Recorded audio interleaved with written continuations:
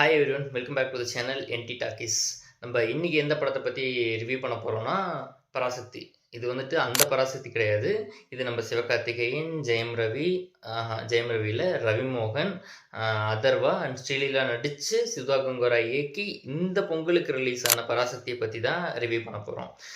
இந்த பராசக்தி பார்த்திங்கன்னா பழைய பராசக்தி மாதிரியே பல கலையபுரங்களுக்கு நடுவில் சென்சார்ஷிப்டை மாட்டி ஒரு 22 23 கட்டு வாங்கி எப்படியோ இந்த பொங்கலுக்கு ரிலீஸ் பண்ணிட்டாங்க. ஆனால் இதே மாதிரி இன்னொரு படம் இந்த பொங்கலுக்கு வர வேண்டியது இருந்துச்சு. அது இன்னும் சென்சார்ஷிப்டை மாட்டிக்கிட்டு இன்னும் முழிச்சிட்ருக்காங்க. எப்போ படம் வரப்போகுது எதுவுமே இன்னும் தெரியல. அது வர நம்ம வெயிட் பண்ணி பார்ப்போம். இப்போதைக்கு நம்ம பார்க்க போகிற படம் வந்துட்டு பார்த்திங்கன்னா பராசக்தி தான்.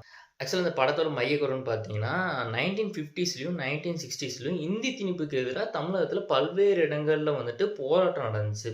அந்த உண்மை சம்பவங்களை தழுவியும் பட் கொஞ்சம் சில கற்பனை கதாபாத்திரங்களை புகுத்தியும் நம்மளுக்கு இந்த பராசக்தி படத்தை கொடுத்துருக்காங்க. ஸோ படத்தோட மையக்கருக்கு ஏற்ற மாதிரியே நம்ம சிவகார்த்திகேயன் வந்து படத்தோட ஸ்டார்டிங்லேயே ஒரு ட்ரெயினை எரிக்கிறாங்க. அது ஒரு போராட்டம். ஆக்சுவலாக ட்ரெயினை எரித்து அந்த போராட்டத்தில் ஜெயிக்கவும் செய்கிறாங்க. அங்கங்கே நடந்த நிறையா போராட்டங்களால் வந்துட்டு இந்தி திணிப்பு வந்து தற்காலிகமாக நிறுத்தி வைக்கிறாங்க. அதுக்கப்புறம் வந்துட்டு சிவகார்த்திகேயன் நம்ம அவரோட வாழ்க்கையை பார்க்க போகிறாரு. ரயில்வேஸில் வேலை வாங்கிட்டு சென்ட்ரல் கவர்மெண்ட் ஜாப், ரயில்வேஸில் வேலை வாங்கிட்டு அவர் பாட்டுருக்காரு. திரும்ப 1960ஸ்ல இந்தி திணிப்பை திரும்ப ஆரம்பிக்கிறாங்க. அப்போது வந்துட்டு சிவகார்த்திகேயன் போராடுவார்னு பார்த்தீங்கன்னா கிடையாது. அவரோட தம்பி அதர்வா போராடுவார். சிவகார்த்திகேயன் வந்து அதை வந்து பிடிக்காது. சிவகார்த்திகேயன் வந்து நீ போராடக்கூடாது, நீங்கள் படிப்பு மட்டும் தான் பார்க்கணுன்னு சொல்லிட்டு சிவகார்த்திகேயன் வந்து சொல்லுவார். ஆனால் அவர் 2 இடத்துக்குள்ள ஒரு மோதல் மாதிரி வரும். அதுக்கப்புறம் சைடில் பார்த்தீங்கன்னா நம்ம சிவகார்த்திகேயனோட வந்துட்டு ஸ்ரீலீலாவோட காதலும் வரும். இந்த லவ் பர்சன்ஸ் மட்டுமே தான் ஃபர்ஸ்ட் ஹாஃபாக இருக்கும். அதுக்கப்புறம் எப்படியோ ஒரு இன்டர்மிஷன் வரும். இன்டர்மிஷன் வந்துட்டு தான் கதை ஸ்டார்ட் ஆகிற மாதிரி நம்மளுக்கு ஒரு ஃபீல் கொடுக்கும். ஏன்னா அது வந்து அந்த ஸ்டேஜிங்கே வந்துட்டு நல்லா பண்ணியிருப்பாங்க. சூப்பரான இன்டர்மிஷன். இதுக்கப்புறம் நம்மளுக்கு படம் சூடு பிடிக்க போகிறா அப்படின்னு சொல்லிட்டு நம்ம ரெஸ்ட் ரூம்லாம் போயிட்டு வந்து உக்காந்தோம்னா அங்கே வந்து சுதா கங்கரா நம்மளுக்கு ஒரு சர்ப்ரைஸ் வச்சுருப்பாங்க. அதான் லவ் சாங் போட்டோன்னே எல்லாரும் சில்னோட ஆரம்பிச்சிட்டாங்க. யாருக்குமே வந்துட்டு அந்த பாட்டு கேட்கணுன்ற இன்ட்ரெஸ்டே இல்லை. தேவையில்லாத ஒரு லவ் சாங் அங்கே போட்டுட்டு ஒரு டவுன்ஃபால் ஆன மாதிரி நம்மளுக்கு ஒரு ஃபீல் இருந்தது. அந்த பாட்டு வந்து ஒரு 7 மணி நேரம் ஓடிச்சுன்னு நினைக்கிறேன். எனக்கு அப்படி தான் தோணுச்சு. 7 மணி நேரம் ஓடின மாதிரி இருந்துச்சு. எப்படியோ பாட்டு முடிஞ்சதுக்கப்புறம் வந்துட்டு கதை திரும்பவும் ஸ்டார்ட் ஆகும். அப்புறம் அங்கங்கே போராட்டங்கள் இருக்கும். அந்த போராட்டத்தில் பார்த்திங்கன்னா வழக்கம் போல் அதர்வா இறந்துருவார். இறந்ததுக்கப்புறம் நம்ம சிவகார்த்திகேயன் பார்த்திங்கன்னா டெல்லியெலாம் போய் போராடுவார். இந்திரா காந்தியை மீட் பண்ணுவார்.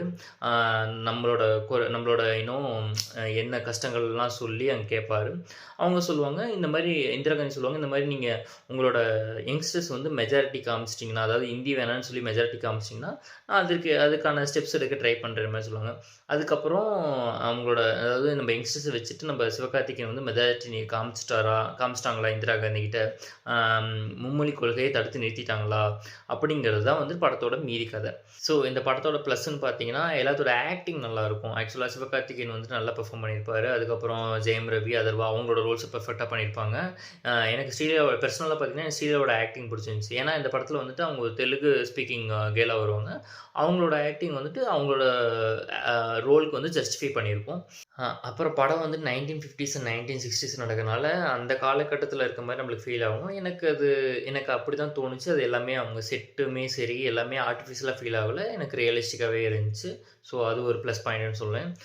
ப்ளஸ் வந்துட்டு இதில் உண்மையான பொலிட்டிக்கல் லீடர்ஸ் வந்துட்டு காமிச்சிருப்பாங்க. அதாவது அறிஞர் Anna, Karunanidhi plus Indira Gandhi, most of the political leaders காமிச்சிருப்பாங்க.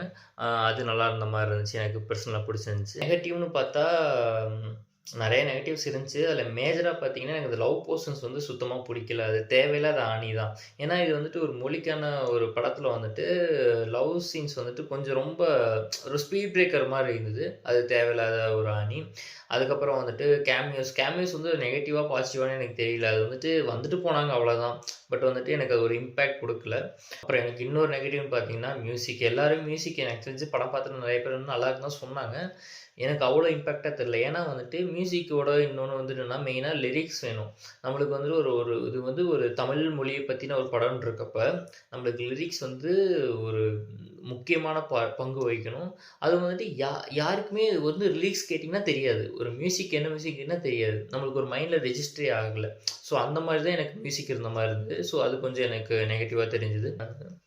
ப்ளஸ் எனக்கு இன்னும் ஒரே ஒரு குறை என்னன்னா, ஆக்சுவலா இது வந்து சூர்யா பண்ணியிருக்கலாம். எனக்கு வந்து சிவகார்த்திகேயன் நல்லா பண்ணலன்னு சொல்லி சிவகார்த்திகேயன் வந்துட்டு அவரோட பெஸ்ட்ட குடுத்திருந்தாரு. பட் வந்து சூர்யா பண்ணியிருந்தாருன்னா, ஏன்னா நான் ஆயுத எழுத்துல எல்லாம் பார்த்துருப்பீங்க. ஒரு பொலிட்டிக்கல் இது வந்துட்டு எப்படி பண்ணியிருப்பாருன்ட்டு. ஸோ அவர் அந்த ஃபீல்ட்ல வந்துட்டு இந்த படம் பண்ணியிருந்தாருன்னா, இன்னும் நல்ல இம்பேக்ட் எல்லாரோடையும் போய் சேர்ந்திருக்கும்ன்றது என்னோட personal feel. No offence to Sivakarthikeyan. He also did the best job. Okay. குறைகள் இருந்தாலும் பார்க்கவே முடியாத அளவு அப்படிலாம் கிடையாது.